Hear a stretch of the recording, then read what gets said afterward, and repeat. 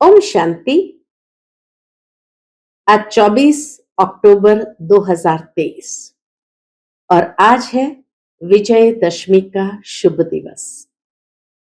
सभी भाई बहनों को विजयदशमी की बहुत बहुत हार्दिक मुबारक हो, शुभकामनाएं।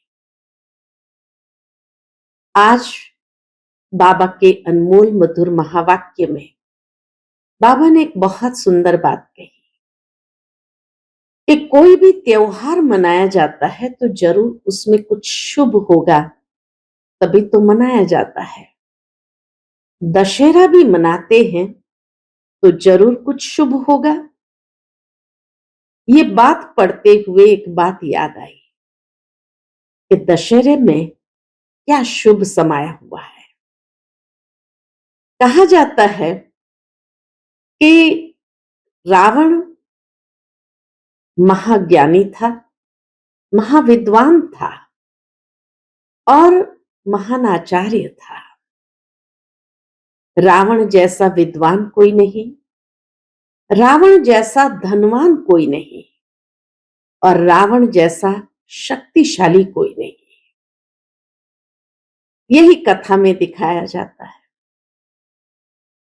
जब श्री राम ने रावण को संपूर्ण रीति से मार गिराया, वो अपनी मृत्यु शैया पर था, तब कहा जाता है कि श्री राम ने लक्ष्मण से कहा कि आज एक महान विद्वान इस संसार से विदाई ले रहा है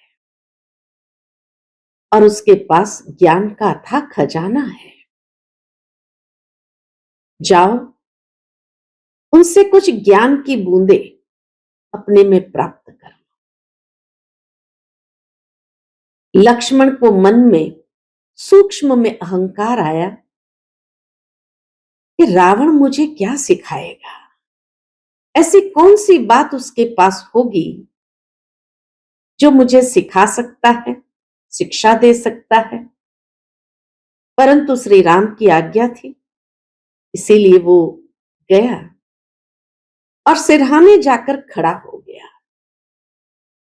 और रावण से कहने लगा, आपके पास अमूल्य ज्ञान का जो खजाना है उसमें से कुछ सीख आप मुझे देना चाहो तो जरूर दो। रावण मौन हो गया, कुछ नहीं कहा। हंसते हुए लक्ष्मण वापस आया और श्री राम से कहा कि उनके पास कुछ होगा तब तो देगा। वो तो मौन रहा, कुछ नहीं कहा। कहा जाता श्री राम ने पूछा, आप कहां खड़े थे? तब लक्ष्मण ने कहा कि मैं सिरहाने खड़ा था। तो श्री राम ने उनको कहा, जब किसी से ज्ञान प्राप्त करना हो, जीवन में नम्रता बहुत आवश्यक है। सिरहाने खड़ा रहना ये कहीं न कहीं तुम्हारे सूक्ष्म अहंकार का प्रतीक है। विनम्रता से जाओ, बहुत अमूल्य सीख देगा। लक्ष्मण को अपनी गलती महसूस हुई और वो गए, पैरों के पास खड़े होकर बड़ी विनम्रता से हाथ जोड़कर कहा कि हे महान विद्वान, आप अपने जीवन के अनुभव से कुछ शिक्षा की बूंदे मुझे अवश्य दे। तब रावण ने उन्हें मुख्य रूप से जो शिक्षाएं दी, पहली बात यही कहा कि जीवन के अंदर कभी अभिमान को स्थान न दो, अहंकार आने न दो। कहा, मैंने अपने जीवन में सबसे बड़ी गलती यही की कि मैं अपने अहंकार के नशे में रहा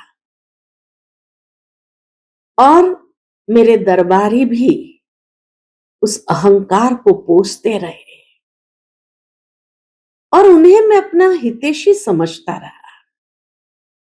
और जो मेरे अपने थे, जो मुझे अच्छी भावना से कोई बात कहते थे, उन्हें मैं सुनना नहीं चाहता था। तो जीवन के अंदर कभी भी अहंकार का नशा न हो। फिर दूसरी सीख दी कि सामने वाले को कभी भी कमजोर नहीं समझना। मैंने यही समझा था कि ये वानर सेना इतनी कमजोर है, ये दो राजकुमार कमजोर है, मानव है, ये मानव और वानर मेरा क्या बिगाड़ेंगे। उन्हें कमजोर समझता रहा, लेकिन ये भूल गया कि कोई भी इंसान कमजोर नहीं होता है। उनके अंदर भी कहीं न कहीं विशेष शक्ति समाई होती है। ठीक इसी तरह हमें भी अपने जीवन में यही शिक्षा प्राप्त करनी है। कभी अहंकार के नशे में नहीं आना है और कभी किसी को कमजोर नहीं समझना है जिसके ऊपर हम अपना अहंकार दिखाएं। तीसरी बहुत महत्वपूर्ण बात उन्होंने कही, वो यही है कि जो अपने नजदीक के अगर कोई ऐसी शिक्षा देते भी है जो हमें कड़वी महसूस हो, परंतु गहनता से उस पर सोचे, वो आपके सच्चे हितैषी है। और जो आपके अहंकार को पोसने में लगे हुए हैं, वो कहीं न कहीं आपका नुकसान कर रहे हैं। कहा विभीषण ने मुझे कई बार कहा कि सीता जी को मैं लौटा दूं। उनकी बात मुझे कड़वी लगती थी। मंदोदरी ने मुझे कई बार कही यही बात, लेकिन जो भी मुझे ये बात कहता था, उन्हें मैं ठुकरा देता था। तो जो अपने होते हैं, कभी कभी वो हमें ऐसी शिक्षा देती है जो कड़वी महसूस होती है, लेकिन वास्तव में वही हमारे फायदे की होती है। चौथी शिक्षा दी कि मेरे मन में कई बार सीता माता को लौटाने का संकल्प आया। ये शुभ विचार आता था कि मैं उन्हें लौटा दूं, लेकिन सोचता था कि कल सुबह पोस्टपोन कर देता था और दूसरे दिन मेरा विचार ही बदल जाता था। तो कहा जब भी कोई शुभ कार्य करने का विचार आए तो उसको पोस्टपोन नहीं करो, शुभ कार्य तुरंत करो। बुरा कार्य करने का विचार अगर आए तो उसको पोस्टपोन कर दो। तो जीवन के अंदर ये चार अमूल्य सीख जो रावण ने लक्ष्मण को दी, वो आज परमात्मा राम भी हम सभी बच्चों को अपनी कमजोरी पर विजय प्राप्त करने के लिए सीख देते हैं कि बच्चे आप कभी भी अपने जीवन के अंदर अहंकार या उल्टे नशे में नहीं आओ। दूसरी बात, अपने हितैषी की बात अगर कड़वी भी हो उसको स्वीकार कर लो। तीसरी बात, जो अहंकार को पोसते हैं उन्हें अपने से दूर रखो। और चौथी बात, जो शुभ कार्य करने का संकल्प आता है उसको कभी भी पोस्टपोन नहीं करो। तुरंत करो और सामने वाले को कभी कमजोर मत समझो। ये 4 मुख्य शिक्षाएं जो दी, अहंकार में मत आओ। दूसरा, अहंकार को पोषने वाले को दूर रखो और अपने हितैषी की बात कड़वी भी हो तो उसको जरूर सुनो। तीसरा, सामने वाले को कभी कमजोर नहीं समझना, उनमें भी कहीं न कहीं शक्ति समाई होती है। और चौथा, शुभ कार्य में कभी देरी नहीं करो। आज ये चारों शिक्षा हम सबके जीवन के लिए भी अति शुभ है, उसको हम अपने जीवन के अंदर अवश्य अपनाएं। सुनते हैं आज के बाबा के अनमोल मधुर महावाक्य। ओम शांति। मीठे बच्चे, तुम्हें बड़ा विचित्र उस्ताद मिला है। तुम उसकी श्रीमत पर चलो तो डबल सिरताज देवता बन जाएंगे। आज की मुरली से प्रश्न है, पढ़ाई में कभी भी थकावट न आए, उसका सहज पुरुषार्थ क्या है? उत्तर, पढ़ाई के बीच में जो कभी निंदा स्तुति मान अपमान होता है, उसमें स्थिति समान रहे, उसे एक खेल समझो तो कभी थकावट नहीं आएगी। सबसे जास्ती निंदा तो श्री कृष्ण की हुई है, कितने कलंक लगाए हैं, फिर ऐसे श्री कृष्ण को पूछते भी है, तो ये गाली मिलना कोई नई बात नहीं है। इसलिए पढ़ाई में थकना नहीं है। जब तक बाप पढ़ा रहे हैं, पढ़ते रहना है। आज की मुरली से पहले गीत बजा है, बनवारी रे जीने का सहारा तेरा नाम रे। ओम शांति। ये किसने कहा, किसने फरमाया और किसको? यह तो तुम बच्चे ही जानते हो, जिनको ही गोप गोपियां कहा जाता है। तो उन्होंने अपने बाप गोपी वल्लभ को याद किया। ऐसा बाप सिवाय परम पिता परमात्मा के कोई हो नहीं सकता। गोप गोपियों ने अपने बाप गोपी वल्लभ को याद किया। ऐसा बाप सिवाय परम पिता परमात्मा के कोई हो नहीं सकता, तो याद उनको करते हैं जो होकर जाते हैं। उनका फिर बाद में गायन होता है। बाबा मिसाल देते हैं, जैसे क्राइस्ट आया, क्रिश्चियन धर्म स्थापन करके कहां चला नहीं गया। उनको पालना तो जरूर करनी है, अपने धर्म की पालना भी जरूर करनी है, तो पुनर्जन्म में आना है। परंतु जो धर्म स्थापन करके गए, उनका वर्ष वर्ष बर्थडे मनाते हैं। भक्ति मार्ग में उनको याद किया जाता है। वैसे ही आजकल दशहरे का भी उत्सव मनाते हैं। आजकल दशहरे का भी उत्सव मनाते हैं। बहुत सुंदर बात जो यहाँ कही बाबा ने, मनाना होता है तो जरूर शुभ ही होगा, उसमें कुछ शुभ संकेत होगा या शुभ शिक्षा होगी, तभी तो मनाते हैं। कोई अच्छा करके जाते हैं तो उनका उत्सव मनाया जाता है। दीप माला का भी उत्सव मनाया जाता है। श्री कृष्ण जयंती मनाई जाती है। जो होकर जाते हैं उनका फिर उत्सव मनाते हैं।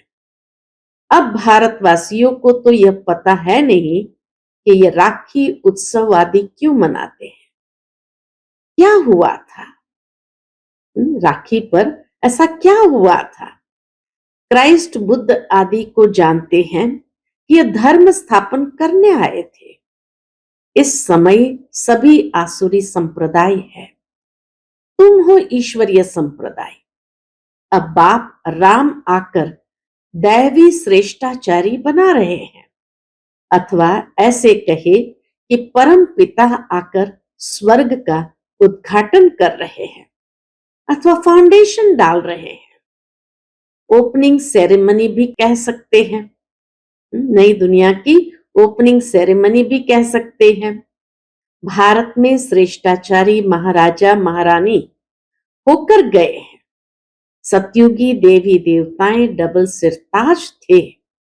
पवित्रता का ताज भी था और रतन जड़ित ताज भी था। विकारी राजाओं को सिर्फ रतन जड़ित ताज होता है। डबल ताज वालों की सिंगल ताज वाले पूजा करते हैं। परंतु कब होकर गए, कैसे राज्य पाया, ये किसको भी पता नहीं है। लक्ष्मी नारायण इतने श्रेष्ठ डबल सिर ताज देवी देवता थे। उन्हों को ऐसा श्रेष्ठ बनाने वाला कौन, ये बाप बैठ समझाते हैं। अभी दशहरा मनाते हैं। तुम जानते हो जरूर कुछ हुआ है जिस कारण दशहरा मनाते हैं। रावण को जलाते हैं, परंतु वह जलने की चीज है नहीं। अभी उनका राज्य पूरा होता है। जब तक राम राज्य स्थापन हो जाए तब तक ये भ्रष्टाचारी राज्य चलना है। रावण राज्य खत्म हो, राम राज्य स्थापन हुआ था, उसकी सेरेमनी मनाते रहते हैं। रावण को जलाते हैं, इससे सिद्ध करते हैं कि बरोबर भ्रष्टाचारी आसुरी राज्य है। भ्रष्टाचार के भी ग्रेड्स होती रहती है। बाबा कहे भ्रष्टाचार के भी ग्रेड्स रहती है। भ्रष्टाचार द्वापर से शुरू होता है। पहले 2 कला भ्रष्टाचार रहता, फिर 4 कला, फिर 8 कला, 10 कला, बढ़ते बढ़ते 16 कला भ्रष्टाचार हो गया है। अभी फिर 16 कला भ्रष्टाचार को बदलाए। 16 कला श्रेष्ठाचारी बनाना एक बाप का ही काम है। बाप समझाते हैं इस समय रावण राज्य है, राम राज्य श्रेष्ठ राज्य था, अभी वह भ्रष्ट बन गए हैं। श्रेष्ठाचारी भारत को स्वर्ग कहा जाता है, वही राज्य अब भ्रष्टाचारी हो गया है। अब बाप कहते हैं मैं आया हूं भ्रष्टाचारी राज्य को श्रेष्ठाचारी राज्य बनाने लिए। यादव कुल भी है, कौरव कुल भी है। यादव कुल में भी अनेक धर्म है। जो श्रेष्ठाचारी दैवी धर्म के थे वह धर्म भ्रष्ट कर्म भ्रष्ट बन पड़े हैं। फिर बाप श्रेष्ठ कर्म सिखलाते हैं। भक्ति मार्ग में उत्सव मनाते आए हैं। जरूर भगवान आया था। 5000 वर्ष की बात है। बाप ने आकर भ्रष्टाचारी को श्रेष्ठाचारी बनाया था। सारी दुनिया को श्रेष्ठाचारी बनाना बाप का ही काम है। फिर उनकी पालना करने लिए तुमको ऊपर से भेज देते हैं। तुमने जो दैवी धर्म की स्थापना की है उसकी फिर जाकर पालना करो, ऐसे कोई कहते नहीं। ऑटोमेटिकली ये ड्रामा अनुसार होता है। तुम श्रेष्ठाचारी बन जाएंगे, फिर सृष्टि भी सतो प्रधान श्रेष्ठाचारी बन जाएगी।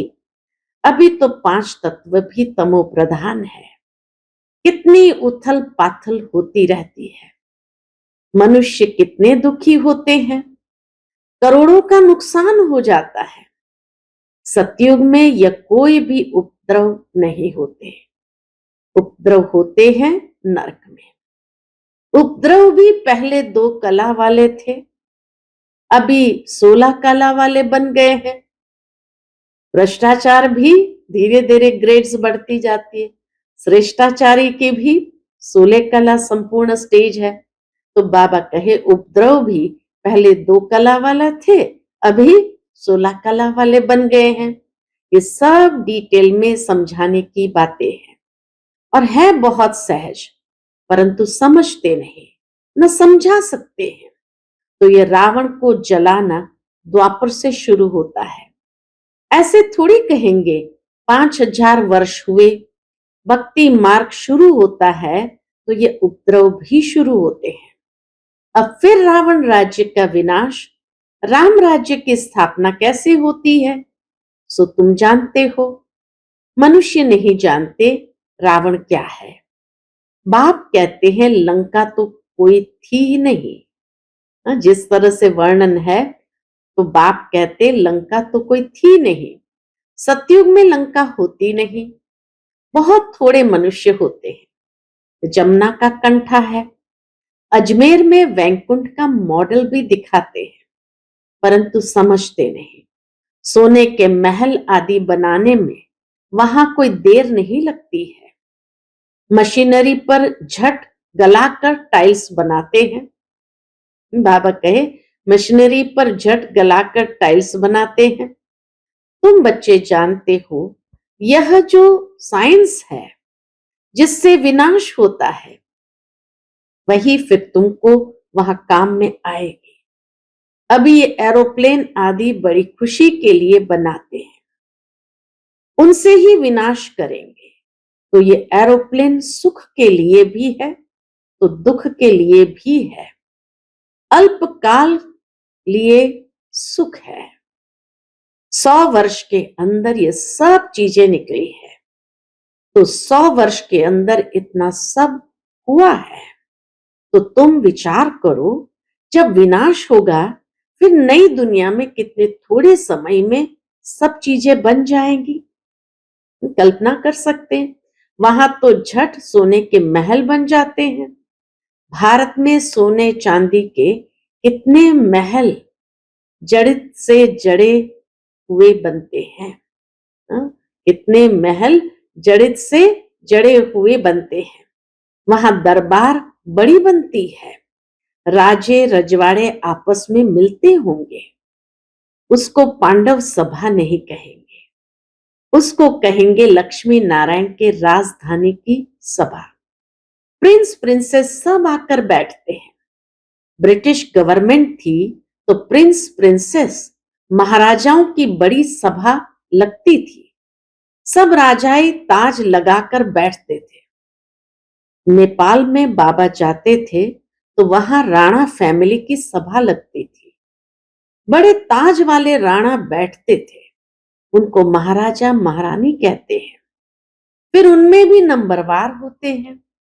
रानियां नहीं बैठती है, वह पर्दे नशीन होती है, बड़े भपके से बैठते हैं। हम कहते थे यह तो पांडव राज्य है। वह अपने को कहते भी सूर्यवंशी है। नेपाल में महाराजा महारानी अपने आप को सूर्यवंशी कहते हैं। यहां थे परंतु सिंगल ताज वाले। उनसे पहले डबल सिर ताज थे। श्री कृष्ण के लिए अनेक बातें लिख दी है। फलानी को भगाया, यह किया, परंतु ऐसी बात तो है नहीं। जो उत्सव पास्ट हो जाते हैं वह फिर मनाते आते हैं। यह भी उत्सव मनाते हैं। जबकि रावण राज्य को खलास कर राम राज्य की स्थापना की, तो ये वर्ष वर्ष मनाते हैं। तो सिद्ध होता है आसुरी रावण राज्य 5000 वर्ष पहले भी था। बाप आया था, आकर रावण राज्य का विनाश कराया था। वही महाभारत लड़ाई खड़ी है। बाकी रावण कोई चीज नहीं है। रावण की स्त्री मंदोदरी दिखाते हैं, उनको फिर 10 शीश नहीं दिखाते। रावण को 10 शीश दिखाते हैं। विष्णु को 4 भुजा दिखाते हैं, 2 लक्ष्मी की, 2 नारायण की। वैसे रावण को 10 शीश दिखाते हैं, 5 विकार उनके, 5 विकार मंदोदरी के। विष्णु चतुर्भुज भी अर्थ सहित दिखाया है। पूजा भी महालक्ष्मी की करते हैं। महालक्ष्मी को कभी 2 भुजा वाला नहीं दिखाएंगे। दीपमाला में लक्ष्मी का आवाहन करते हैं। क्यों? नारायण ने कोई गुनाह किया क्या? लक्ष्मी को भी धन तो नारायण ही देता होगा ना। हाफ पार्टनर होंगे तो नारायण ने क्या गुनाह किया? वास्तव में धन कोई लक्ष्मी से नहीं मिलता, धन तो जगदम्बा से मिलता है। बाबा कहे ये ज्ञान धन तो जगदम्बा से मिलता है। तुम जानते हो जगदम्बा सो ही फिर लक्ष्मी बनती है, तो उन्होंने अलग अलग कर दिया। जगदम्बा से हर चीज मांगते हैं। कोई भी दुख होगा, बच्चा मर जाएगा तो जगदम्बा को कहेंगे रक्षा करो, बच्चा दो, ये बीमारी दूर करो। बहुत कामनाएं रखते हैं। लक्ष्मी के पास एक ही कामना रख कर जाते हैं, धन की, बस। जगदम्बा सभी कामनाएं पूरी करने वाली है। धनवान तो यह बनाती है, जगदम्बा ही धनवान बनाती है। इस समय तुम्हारी सब कामनाएं पूरी होती है। कोई धन नहीं देते हैं, सिर्फ पढ़ाते हैं, जिससे तुम क्या से क्या बन जाते हो, और फिर लक्ष्मी बनती हो तो धनवान बन जाती हो। ताकत इस समय तुम्हारे में है, जो तुम सब कामनाएं पूरी कर सकती हो। जगदम्बा दान देती है, लक्ष्मी दान थोड़ी देंगी। वहां दान देते नहीं, भूख होती ही नहीं, कंगाल कोई होते नहीं। सतयुग में रावण होता नहीं। यहाँ रावण को जलाते हैं, दशहरे के बाद फिर दीपमाला मनाते हैं, खुशियां मनाते हैं, क्योंकि रावण राज्य विनाश हो, राम राज्य स्थापन होगा तो खुशियां होगी। घर घर में रोशनी हो जाती है, तुम्हारी आत्मा में रोशनी आ जाती है। जो चीज संगम पर है वह सतयुग में नहीं होगी। तुम त्रिकालदर्शी हो, वहां तो तुम प्रारब्ध भोगते हो, ये नॉलेज सारी भूल जाते हो। संगम पर है ही स्थापना और विनाश। स्थापना हो गई फिर बस। इन सब उत्सवों आदि का तुमको ही ज्ञान है। अज्ञानी मनुष्य तो कुछ भी नहीं समझते, बड़े बखेरे बना देते हैं, है कुछ भी नहीं। तुम प्रैक्टिकल में देख रहे हो, सतयुग में ये बातें नहीं होती है। नारद की भी बात शास्त्र में है, तुमसे भी पूछा जाता है, तुम कहते हो बाबा हम लक्ष्मी को वरेंगे अथवा नारायण को वरेंगे, तो बाप कहते हैं अपने में देखो कोई विकार तो नहीं है। अगर क्रोध आदि होगा तो कैसे वर सकेंगे। हाँ, अभी संपूर्ण तो कोई बने नहीं है, परंतु बनना है। इन भूतों को भगाना है, तभी इतना मर्तबा पा सकेंगे। उस्ताद भी बड़ा विचित्र मिला है। बाप तो सर्वगुण संपन्न, ज्ञान का सागर, आनंद का सागर है। तो जो आकर बच्चे बनते हैं, उनको भी सर्वगुण संपन्न डबल सिरताज देवता बनाते हैं। बरोबर तुम बन रहे हो। देवताओं को दोनों ताज रहते हैं। तुम आए हो बाप से वर्षा लेने, वर्षा लेना है, पढ़ना है, वर्षा लेना है, पढ़ना है। पॉइंट्स तो बहुत निकलती रहती है, अगर पढ़ेंगे नहीं तो औरों को कैसे समझा सकेंगे। ड्रामा हु बहु रिपीट हो रहा है। ये नॉलेज अभी तुम समझते हो, फिर ये गुम हो जाएगी। यह जो लंका आदि दिखाते हैं वह भी है नहीं।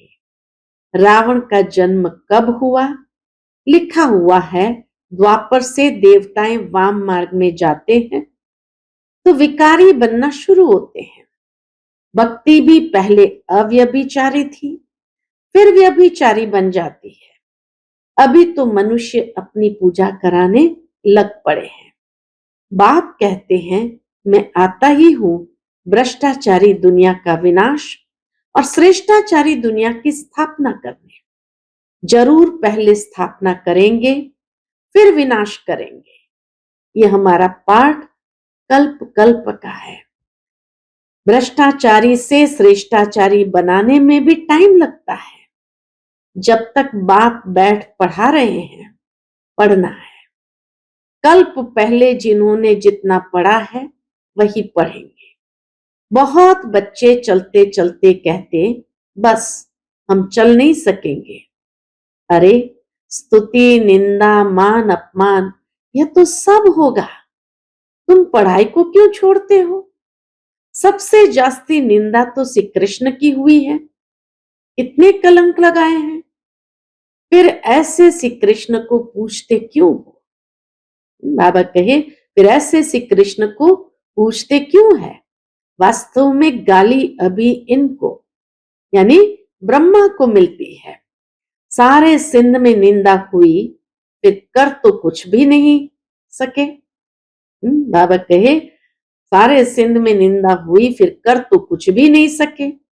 यह भी सब खेल है, नई बात नहीं। कल्प पहले भी गाली खाई थी, नदी पार की थी। तुम सिंध से निकल इस पार चले आए ना, भारत में चले आए। श्री कृष्ण तो नहीं थे, यह दादा आता जाता था। तुम जानते हो अभी हम राज्य पाते हैं फिर गंवाते हैं, यह भी खेल है। अच्छा, मीठे मीठे सिकिलते बच्चों प्रति माता पिता बाप दादा का याद प्यार और गुड मॉर्निंग। रूहानी बाप की रूहानी बच्चों को नमस्ते। हम सभी रूहानी बच्चों की रूहानी माता पिता बाप दादा को याद प्यार, गुड मॉर्निंग और नमस्ते। नमस्ते, शुक्रिया बाबा, शुक्रिया। आज की मुरली से धारणा के लिए मुख्य सार है। पहली पॉइंट, सर्व की मनोकामनाएं पूर्ण करने वाली कामधेनु यानी जगत अम्बा बनना है, दान देते रहना है। दूसरी पॉइंट, स्तुति निंदा में स्थिति समान रखनी है। ये सब बातें होते पढ़ाई नहीं छोड़नी है, इसे खेल समझकर पार करना है। आज का बाप दादा का मधुर वरदान है, अपने शक्ति स्वरूप द्वारा अलौकिकता का अनुभव कराने वाले ज्वाला रूप भव। अपने शक्ति स्वरूप द्वारा अलौकिकता का अनुभव कराने वाले ज्वाला रूप भव। अभी तक बाप क्षमा की आकर्षण है, बाप का कर्तव्य चल रहा है, बच्चों का कर्तव्य गुप्त है। लेकिन जब आप अपने शक्ति स्वरूप में स्थित होंगे तो संपर्क में आने वाली आत्माएं अलौकिकता का अनुभव करेगी। अच्छा अच्छा कहने वालों को अच्छा बनने की प्रेरणा तब मिलेगी जब संगठित रूप में आप ज्वाला स्वरूप लाइट हाउस बनेंगे।